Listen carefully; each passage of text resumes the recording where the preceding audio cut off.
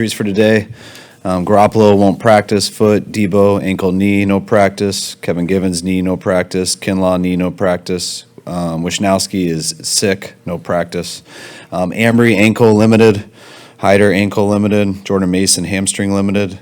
McCaffrey, knee limited. Eric Armstead, foot, ankle limited. Brock Purdy's full. Go ahead. It's not going to flare up with Javon. No, that's the plan all along. We're going to have him go full tomorrow. Do you expect Debo to practice tomorrow? I think he has a chance to practice tomorrow. Depends how today's workout goes and stuff. Well, the Raiders just announced that Jarrett Stidham will be their quarterback to face you guys. You're familiar with him from the Senior Bowl, so what can you expect? I know he's a talented thrower. We've seen him play before, not just at the Senior Bowl, but I think we played him a couple of years ago. But he can make every throw, similar to Carr in that way. But he hasn't been out there a lot, so hopefully we'll confuse him, make it tough for him. This move would suggest they're not totally invested in winning this game. You have to talk to the guys about not laying down because it appears like they're kind of laying down. I don't know why they're doing it, but it doesn't matter to me. We knew there was a possibility just looking into it, when we started on Monday. But no, I don't worry about that with our guys. Our guys know one way to play and expect to see them that way. Any recollections of Stidham from Mobile? And I know that you had 4 quarterbacks, I think, and I forget where he ranked in that group, but what do you remember from? I remember we really liked how he threw. I liked him as a guy, just working with him. Never enjoy going to Mobile that time of year, so it's just not always a good feeling. It means you didn't do very well, and you really want to break and you don't get it. But I do remember enjoying him and know he was a talented player that we all believed was going to get drafted, and was not surprised that New England took him. Yeah, we all know how disruptive Nick Bosa can be, but when you look at the way teams have to prepare for him with having to double him and when he goes on opposite sides, just how disruptive is he when you're trying to plan for what he does on everything? Extremely disruptive because it's every play. It's not just pass plays. It's not just third down. It's run plays. It's every situation. He's always got a chance to make a play, and he's gotten really good at moving around and not having. I think he's just as good of a rusher wherever he goes, which makes it really hard for offenses to set a plan. We don't know where he's going to be. Givens coming along. To have Brock Purdy do what he's doing in only 3 NFL starts, it's pretty much unprecedented. Yeah, he's been great. It's been very similar to how he's been in practice. He's been pretty consistent since he's gotten here, and but you never know until guys get in these games, which they're a lot harder this time of year too than early on. And he's been the same way he's been in practice, and I think that's why right when he got in versus Miami, you could hear the players having confidence in him, and it's only gotten stronger because this is the only way they've seen him. How's Kevin Givens come along? Would you expect him to be ready for the playoffs? Yes, yeah, he's on schedule for that. When you were in Houston, you had overlap with DeMeco as a player, and you were on the staff as coach. I don't know how much interaction you had, but what did you remember about him? And did you see things even then that, like, man, this guy one day could be a hell of a coach? Oh, yeah, that's why I was most excited that when I got here, I remember Sala telling me that DeMeco was somewhat interested in doing the QC route and stuff, and I was so excited because of knowing him from Houston. I mean, he was our first pick in the set. We took Mario with the first pick in the draft, and we took DeMeco with the first pick in the second round. He ended up being Rookie of the Year that year. I think he was the first guy in a number of years to get a starting Pro Bowl at Mike linebacker because it'd been to Ray Lewis for so long. They called him Mufasa right away because he was like the wise lion. And he was just, we weren't a great team, and he came in and ran that defense from day one as a rookie, and that always stuck out to me huge. He was there the whole 4 years I was there. Then I got to play against him a lot when he was in Philly and I was in Washington, so we've always kept in touch that way. And I know he made some money as a player, so I never knew if we could get him out of Houston and have him come be here, quality control here in California. But he really was passionate about coaching and loved football. And once he decided to do that, and was about halfway through the year that we realized he wasn't going to be a quality control very long. You said he was somewhat interested when Sala told you. How'd you push him into completely? I think he was very interested, but it's always when you have a wife and you have kids and you're living in a nice house and making a decent living, and I'm sure everything's stressful, but not quite to what you're about to get into. You got to make sure that the wife understands it, the kids, things like that. it's not like you're making a lot of money when you go to that position too, and you got to move children and all that. So it's a lot to. Joe Thomas said it earlier this year. The most like coaching is not just about having a passion for coaching. It's about, are you willing to change your lifestyle? And because it's a lifestyle change. Like it's a little different, and you don't realize that until you totally get into it. And but it happens, and that's why you got to make sure the family's on board. And they were, and they've been supportive big time. And DeMeco has been good right away, and just keeps getting better.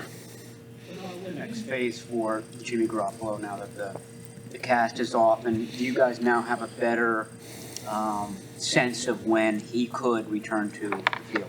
No, nothing's changed with that. I mean, he just got the hard cast off, so he's not able to move around and do stuff yet. So they're still in the training room processes, not out on the field or anything. So not much has changed.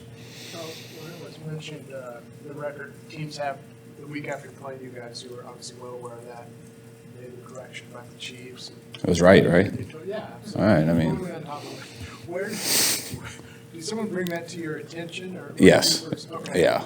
No. Schneider told me a couple months ago.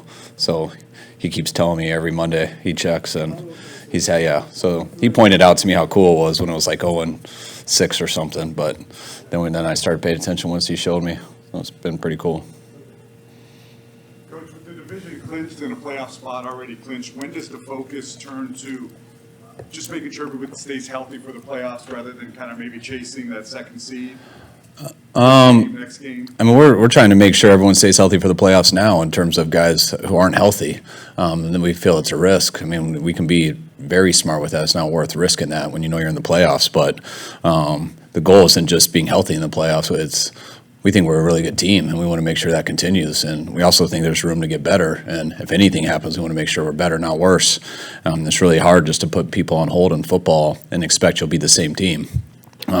Or definitely expect you'll be better. So every week we're just trying to keep, whether it's practice field, whether it's the game, I mean, there are opportunities to get better, and that's how we look at it. It's great that there's an opportunity to get the 2 seed. We'll see what it is after this week. Hopefully we can win, but then we'll see what the situation is the next week. But we're not going to risk guys who we think are putting a lot of risk to how their bodies are at now, but I also think it's a big risk to have guys who have been going and playing football at a high level just to tell them don't play for 3 weeks and then make sure you play at that high level for 3.5 hours when everything's on the line. So we're just balancing that out, and we'll see how it continues. Do you have people on your staff who do advanced scouting of teams you might face in the first round of the playoffs? Our personnel department always goes a week before, so when we come in on Monday, they can tell us any of the different stuff that happened live, like injuries and things like that we might not be able to see on TV. But no one's out scouting playoff teams. It's not like the basketball, because things will change here in the 2 weeks, and who knows who we're going to play, and it'll be one game, and we'll have all week to get ready for it. Along the lines of the question about getting the team ready for the postseason, how much do you discuss just, you can only suit up 48 guys for a game, so it's not like you can rest. Oh yeah, that's also what's comical about that question, not to insult anybody at all, but it's like we still need 48 guys. So I mean, who are we going to rest? And then I got 53 guys to look at me and like, who you care about the most? Who are you resting? And it isn't that way. You got to play the game. We got to suit up our guys and hope to get through it as healthy as possible. You referenced Nick and Christian as being sort of similar in approach in that almost everything they've done for a long time has been geared to be here. How rare is that? I mean, you've coached for a while. I mean, the guys that on that level have geared like their entire lives for what they're doing now.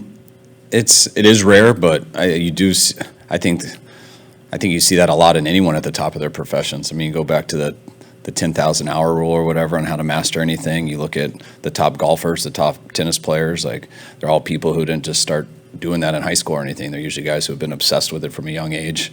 That's what makes people, to me, generationally different when you have talent with that work ethic and that environment, that passion to where it starts early. And I do notice that with Christian and Nick a lot. I think it helps the families they came from, and definitely so their families were aware of it, and they definitely, I think, noticed they had the talent probably when they were in the crib doing certain things that would be weirder than all of us doing. You mentioned, I think, after Purdy was drafted, that Greasy and Kubiak kind of had the project to look at late round quarterbacks. Was there like okay, we're not going to draft a quarterback probably until the 5th round, start looking, I mean, I guess what were the parameters for doing that? That's what we do every year, and depending on how much we're going to take one is how much that we all dive into it. But I didn't believe we were going to take a quarterback. We would have loved to, but you'd always love to. You'd love to take one every year, but we just didn't think we'd be able to where our roster was at and what we were trying to fill in the draft. So, I mean, I'll spend most of my time on the areas I think we're going, and then you give them all the quarterbacks, and that's what we do every year. And sometimes I'm doing it with them, sometimes I do it later. But you don't say just the late round guys, you say every guy. And then you say rank them. And when we rank them, it's also where you think they're going to go. So you start to look at things like, well, yeah, I think this guy's a 2nd round guy. I think this guy's a 4th round guy. I think this guy's a 7th round guy based off talent, based off upsize, based off where I think the league has him valued. But this 5th round guy's my top guy. Does that mean you're saying take him in the top 10? No. But it just means you don't like every quarterback. And there's usually 8 or whatever, and you like 2 of them.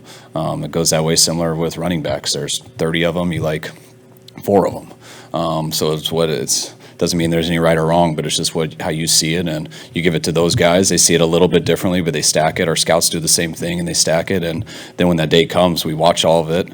They make tapes on them to kind of sell their highlights, the best things they could do. Then they show some clips on the worst things that they do, and then that usually intrigues anybody, but then it intrigues me what I see there, and then I base off of what I go study off of that. So, yeah, we're probably not going to take a quarterback, so I'm not going to spend 2 months studying every single person. But now these guys whose job is to do that, they've spent the last 2 months studying everyone. They put all this time into it, or scouts have put all this time into it. I put a day in listening to all of them, watching it. All right, I want to go back, even though we're probably not going to take one, I want to go back and watch more tape on these 3 guys. And that's kind of how a year like that works. With Nick and the level he's playing at now, do you think that there's an even higher ceiling for him to get even better? Yes, definitely. I mean, he's still young. He's not perfect. He's got 4 personal fouls this year. Told him that's why his Madden awareness rating is a 99, not 100. So, yeah, he could get better right there. But, I mean, he's playing the top of his game. I mean, I feel like we could sit him these next 2 weeks, and my mind would be blown if he wasn't the defensive MVP. So he's been great. It's been his goal probably since he can remember making goals. And I know that was a big thing to him this year, how excited he was coming into camp healthy for one of the first times, and him just saying how much more he wanted to do because he was healthy, and he's so smart about that stuff. But he was able to get in more practice, build a little bit more of a stamina for the whole year, and it showed up on the field because I think he's a lot better now than he was 2 months ago, and he's better than he was at the beginning of the year. So, what's the benefit of having him be able to move from left to right side? How does that help you guys?